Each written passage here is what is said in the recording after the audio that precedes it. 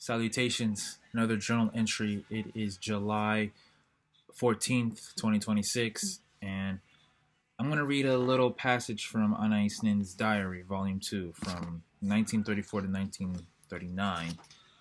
This is August 1936. Sorry for the noise in the background. I'm playing jazz.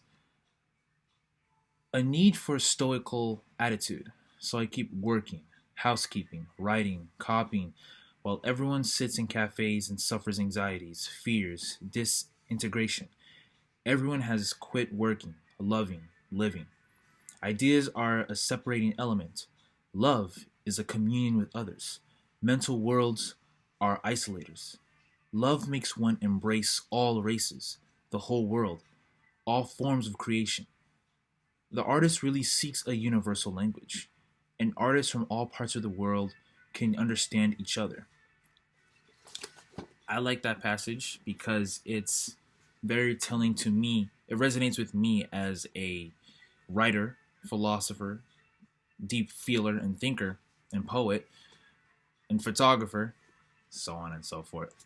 I'll just call myself an artist. And we work every day without love. We work every day, we experience all these things, we interact with people without ever being self aware or intentional to love. And it's like, why can't we just take a take a pause, a breather? You know, I don't really want to ramble on too much, but I just like focusing on this particular passage from her diary, that solitude is important. It's important for great work. We need to have a certain serious attitude for the solid for we need to have a serious attitude when it comes to deep work in solitude. And everyone has quit working, loving, living. Everyone sits in cafes and suffers anxieties, fears, disintegration. Of course, it's different from 1940 or 1936 Paris, but in modern times, people are afraid. They're afraid to love. They're afraid to feel. They're not even afraid to go to work because of the anxieties of everything that's going on in this world. And I mean, I'm guilty of that too. You know, every day I wake up and I'm thinking, damn, I gotta go to work, or damn, I got homework to do.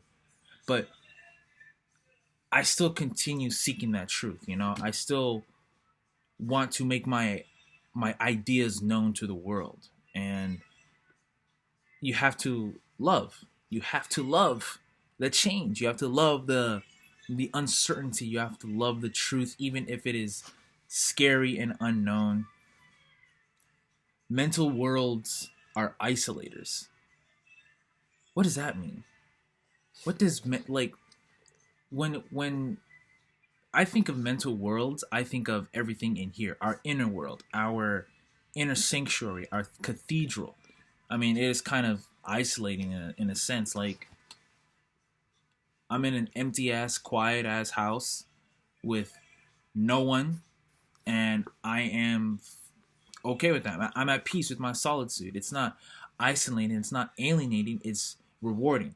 After a long day of working, being alive, but not living, I choose to enter solitude with that kind of serious attitude to be alive, to write, to think, to feel deeply. And I picked up the diary of Anaïs Nin, and I'm like, let me hear some wisdom my lady gotta say. You know what I'm saying, man?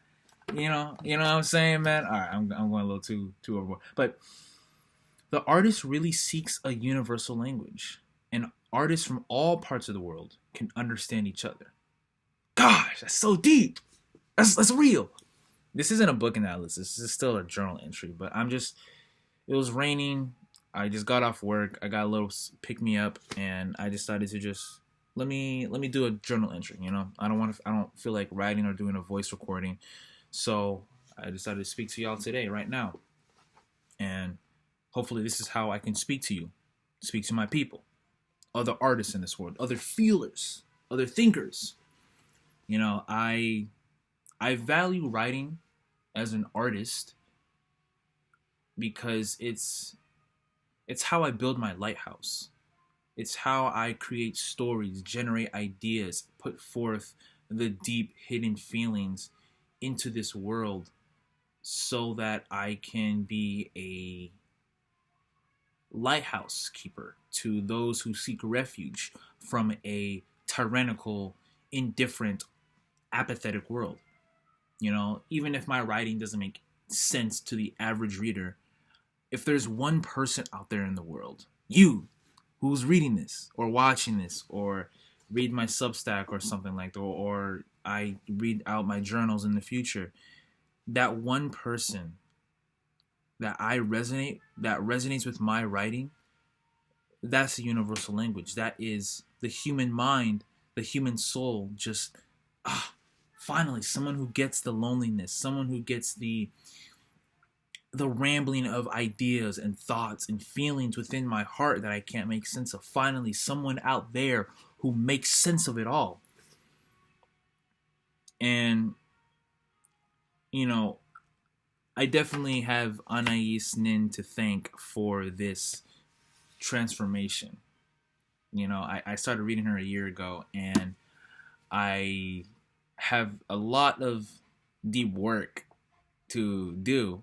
But honestly, she revealed a lot of things within me that, you know, it was just exciting. It was exciting. And now that I am making sense of who I am as a human being, as a philosopher, as a lover of wisdom, you know, as a responsible young man, I think more and more of the people I surround myself with. I think of the future I hope to live one day. I certainly have a lot to do, and I just wanted to make this journal entry to mark another checkpoint in my transformation process. This transformation, this change, this season of slow progress is still going on, ladies and gentlemen. Reality is always eluding me, but I still choose to pursue it with vigor, with honesty, with authenticity, and aligning my freedom to God, aligning my freedom to what is virtuous, by principle, and to the artists out there, to the thinkers, to the feelers out there, you will save the world. The artists and feelers and painters, philosophers, humanities majors will save the world. I believe that deep, deep within my soul.